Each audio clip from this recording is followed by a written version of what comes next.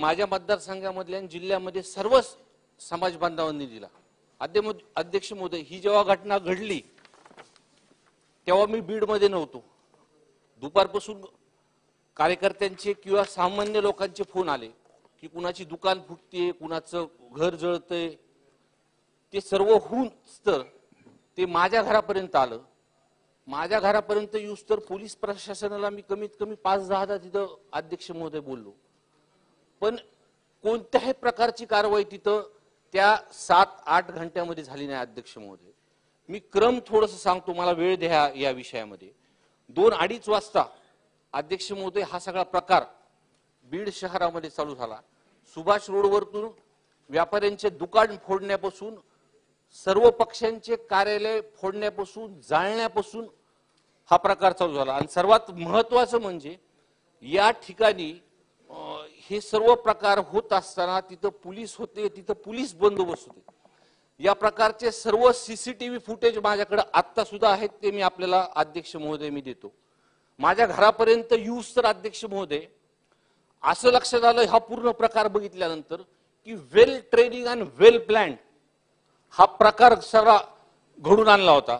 कोणका जेव्हा घरी हे काही समाजकंटक काही ह्यांनी हा प्रकार जेव्हा चालू केला अध्यक्ष महोदय, त्यांनी प्लॅनिंगनी घराच्या लाईटीचे कनेक्शन तोडले, पाण्याचे कनेक्शनचे पाईपचे त्यांनी कनेक्शन तोडले आणि माझ्याकडे त्याचं सीसीटीव्ही फुटेज आहे अध्यक्ष महोदय। हा प्रकार चालू असताना तिथं पोलीसची एक गाडी माझ्या गेटच्या बाहेर उभी आहे आणि हे लोक आल्यानंतर ती पोलीसची गाडी ही बाजूला सरकली।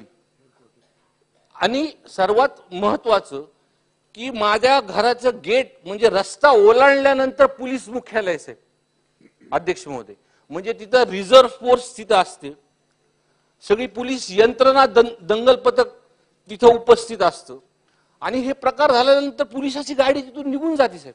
आणि FIR ची कॉपी माझ्याकडे आहे साहेब। त्या FIR च्या कॉपीमध्ये तिथं पोलिसांनी जी फिर्याद दिली त्या फिर्यादीमध्ये असं सांगितलं की तिथं बुलेटच्या गोळ्या चालवल्या किंवा धुराच्या कांड्या तिथं आपल्याला चालवल्या, पण त्या सीसीटीव्ही फुटेज मध्ये असला कोणताही प्रकार तिथं झालेला नाही। हे क्लिअरपणे म्हणजे शहरामध्ये जेवढे फुटेज हा प्रकार जिथं तिथे झाला हे तिकडे सगळीकडे झाले साहेब। आणि पूर्ण 1 तास माझं घर जळत होतं, माझे कुटुंब आतमध्ये होतं। माझा लहान मुलगा वारंवार मला फोन करत होता की बाप्पा तुम्ही लवकर या, लवकर या, आपल्या घर जळतंय, आपल्या घरात बॉम्ब टाकतात। अध्यक्ष महोदय, आमदार म्हणून मी सर्वांना हा प्रश्न विचारतो की आपल्या घरावरती आपल्या मतदारसंघामध्ये अशी जर परिस्थिती निर्माण झाली असती आणि आपण घरी नसतो आणि पोलीस प्रशासनाला आपण वारंवार फोन करतोय, पण साधं तिथं सायरन सुद्धा वाजलं नाही अध्यक्ष महोदय, आणि 1 घंट्यानंतर सगळं घर जळाल्यानंतर कसं बसं माझं कुटुंब त्या परिस्थितीतून वाचलंय अध्यक्ष महोदय। बरं, हे झाल्यानंतर सर्वात महत्वाचं की मी जे तुम्हाला म्हणले की हे वेल प्लॅन्ड होतं, हे जे मुलं चालत होते हे काही म्हणजे हे आज 7 ते 8 तासामध्ये हे शहरामध्ये पायी चालत होते अध्यक्ष महोदय। म्हणजे एका ठिकाणून दुसऱ्या ठिकाणावर जायला हे काही मोटरसायकलवर जात नव्हते अध्यक्ष महोदय, आणि पोलीस प्रशासन त्यांच्या सोबत चालत होतं। आणि एक ठिकाणून एखादं ऑफिस जाळलं किंवा एखादं ऑफिस फोडल्यानंतर दुसऱ्या ठिकाणी जात असताना हे एकमेकाला खोलून सांगत होते की इकडचं काम झालेलं आहे, पुढच्या क्रमांकावरती चला। या पूर्ण घटनेला जिथं जिथं दगडफेक झाली, जिथं जिथं ह्या गोष्टी झाल्या त्याला क्रमांक दिले होते। म्हणजे हे त्यांनी त्यांच्या अंगावरती सॅक लावले होते, तिथं पेट्रोल बॉम्बचा उपयोग झाला, फॉस्फरस बॉम्बचा उपयोग झाला। माझ्यानंतर हे गेल्यानंतर जयसिंग काका सोळुंकेंच्या घरी गेले अध्यक्ष महोदय, त्यांचं घर सुद्धा जाळलं। मी तिथं सुद्धा परिस्थिती बघण्यासाठी मी तिथं गेलो होतो। अहो, त्यांच्या घराची परिस्थिती वाईट होती। मला सांगा, त्यांचं मंदिर सुद्धा तोडलो, मंदिर सुद्धा तोडत असतात हे लोक। त्याच्यानंतर ते शिवाजीदादा पंडित त्यांच्या घरी गेले, त्यांचे कार्यकर्ते तिथं जमले, त्यांच्या सुद्धा तिथं तुफान दगडफेक झाली। दगडफेक झाल्यानंतर सुद्धा माझ्या कानावरती असं आलं की ते लोक गेल्यानंतर तिथं धुळाच्या कांड्या चालल्या। त्याच्यानंतर ते बस स्टँड मध्ये गेले, बस स्टँड मध्ये बस स्टँडच्या तोडाफोडी केल्या। हे सर्व करत असताना ते पायी चलत शेवटी सिव्हिल हॉस्पिटल मध्ये गेले।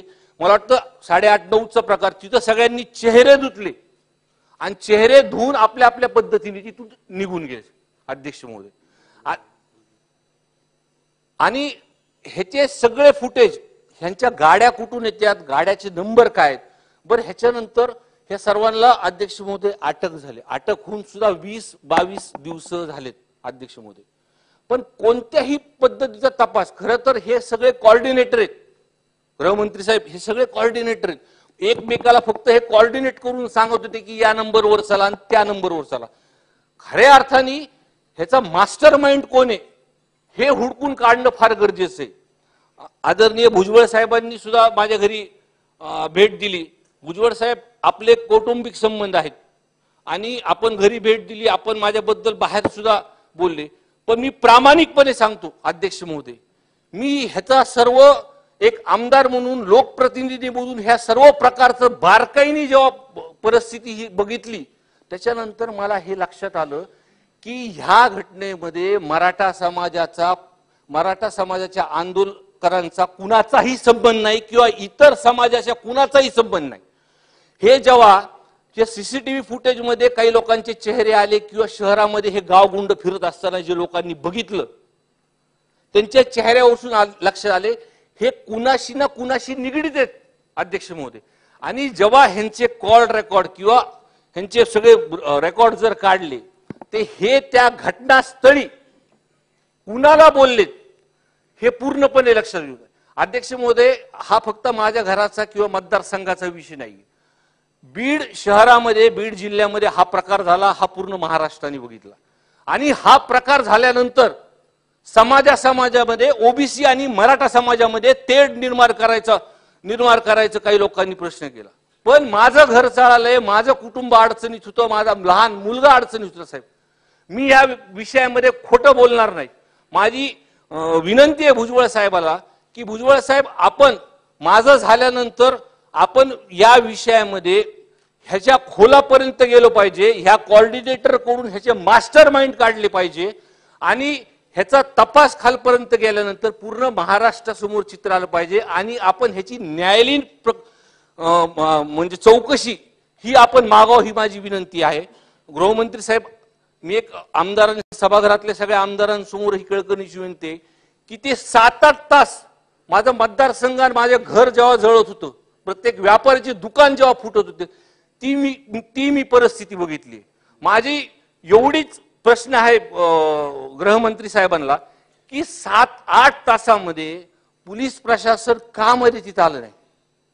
एक प्रकरण मी बघितलं, मुख्यमंत्री साहेबांचा एक व्हिडिओ बघितला, एक बातमीमध्ये बघितलं की खडसे साहेबांची तब्येत खराब झाली तर त्यांनी एअर ॲम्ब्युलन्स तिथं पाठवली आणि माझं शहर आणि माझं घर 7-8 तास जळत होतं, पोलीस मुख्यालय माझ्या समोर होतं, पोलिसाची गाडी माझ्या घराच्या दारात होती, पोलीस शहर फुटत असताना त्या सीसीटीव्ही फुटेज मध्ये सगळीकडे पोलीस आहे।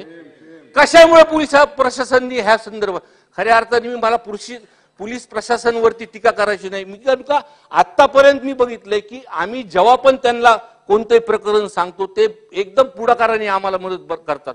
पण माझा प्रश्न असा आहे की त्यांचे त्या 7-8 तासासाठी कुणी त्यांचे हात आवरले? दुसरा विषय, आपण या विषयामध्ये गृहमंत्री साहेब, आपण न्यायालयीन चौकशी लावणार का? आणि ह्या कोऑर्डिनेटर जे आहेत ह्यांचे सीडीआर वरतून ह्यांचे